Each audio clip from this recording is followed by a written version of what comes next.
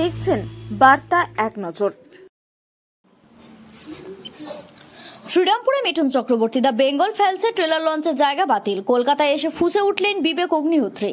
Trailer লঞ্চের অনুমতি পাওয়ার পরেও বাতিল ভেন্যু। মিঠুন বললেন, এতগুলো এফআইআর হয়েছে, 26-এর ভোটের আগে মেরুকরণের তাস, 1946-এর দ্য গ্রেট ক্যালকাটা কিলিংকে অস্ত্র, ইতিহাসের যন্ত্রণাময় ইতিহাসকে মনে করানোর চেষ্টা, 46-এর নির্মম অধ্যায় তুলে ধরতে চলেছে বিজেপি। খোলা হাওয়ার ব্যানারে নির্মম ইতিহাস মনে করানোর চেষ্টা। মিঠুন বলেন, মেরুকরণের তাস বিজেপি কেন খেলতে যাবে? এটা তো নোয়াখালী ম্যাসাকারের ওপর সিনেমা। এতগুলো এফআইআর করলেন কেন? মানুষকে জানাবেন না?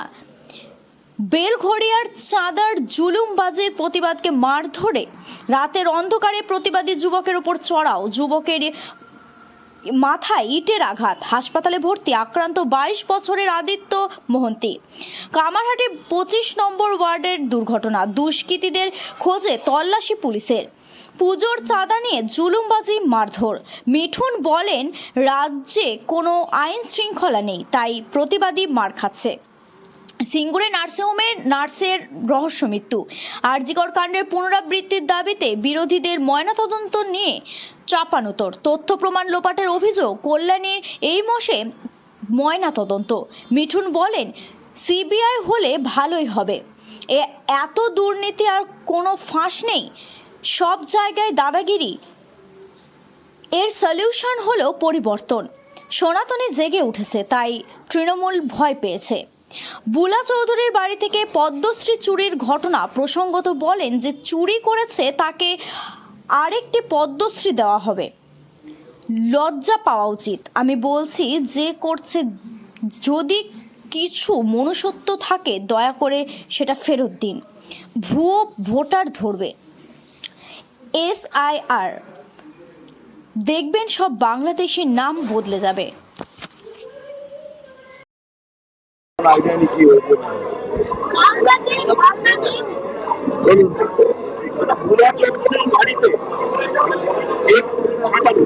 যার বাড়ি থেকে পদ্মশ্রী পুরস্কার এই ধরনের চুরি হয়ে যাচ্ছে। আমি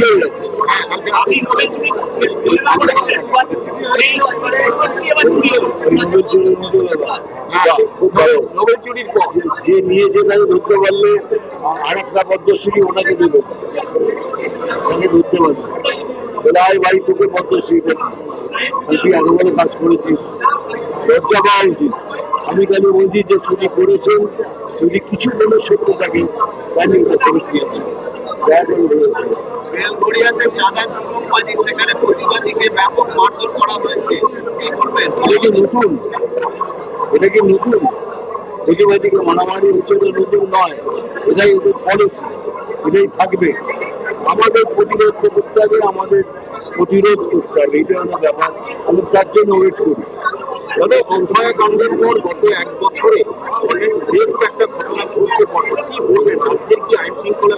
রাজ্যে কোনো আইন শৃঙ্খলা নেই, তারা এসব হতে পারে না, এটাই তার একমাত্র লক্ষ্য।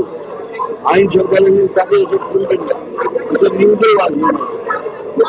দেখা যাচ্ছে যে জন্ম শংসাপত্রের আবেদনের পরিমাণ অনেকটা বেড়ে গেছে। অনলাইন মাসে 23,000 জন্ম শংসাপত্রের আবেদন করা হয়েছে এবং সেটা অনুমতি দিয়েছে পঞ্চায়েত থেকে অনুমতি দেওয়া হচ্ছে। এসআইআর যে শুরু হবে তার জন্য কি জন্ম শংসাপত্রের আবেদন করছে?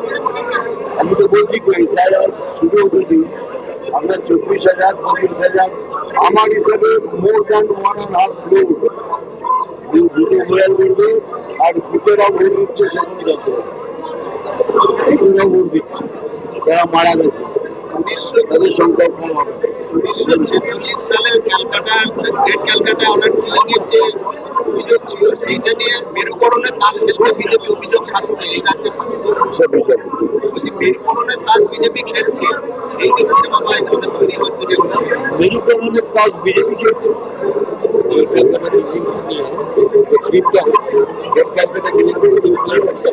সেটা নিয়ে মেরুকরণের তাস বিজেপি খেলতে, বিজেপি কেন খেলতে যাবে? বেঙ্গল ভয়েস বিজেপি করেছে,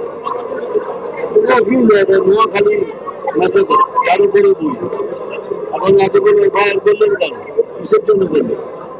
নোয়াখালী ম্যাসাকার ব্যাপারে আমার ইউনিটকে জানাবেন না? তুমি জানবে না কি হয়েছিল? That's all about. আজকে খেলা হবে প্রমোশনের দুটো কাটি আছে যেখানে ভোটের কর্তৃপক্ষ বাধা দিয়েছে প্রমোশন করে দেবে না কি করবে তো বাধা তো দেবেনি, কেন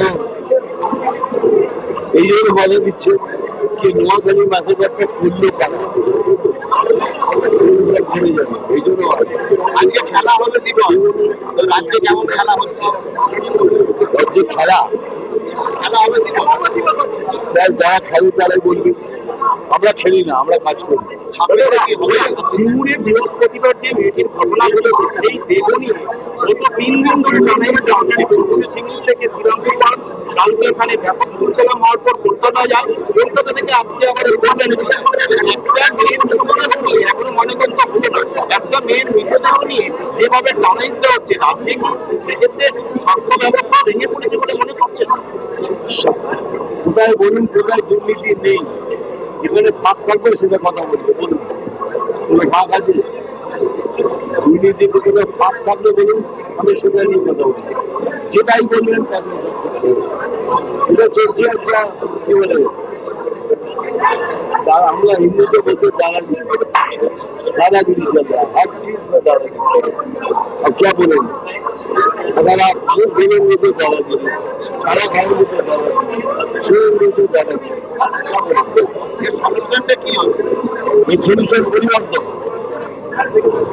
পরিবর্তন তৃণমূলের, দেখুন আমি পরিষ্কার অজায় বলছি, সনাতনী জেগেছে, আর আপনিও সনাতনী, আমিও সনাতনী, সবাই সনাতনী জেগেছে। আর যদি সব সনাতনী ভোট করে তাহলে তৃণমূলের বিসর্জন অনিবার্য। যে বাংলাদেশি ভোটার বলা হচ্ছে তারা এসআইআর হলে কি সব বাদ যাবে? তাহলে কি তাকে ঘরে বসে রাখবে, মাথায় দিয়ে নাচবেন, নাচবেন না? Law implications. Thank you very much. Thank you.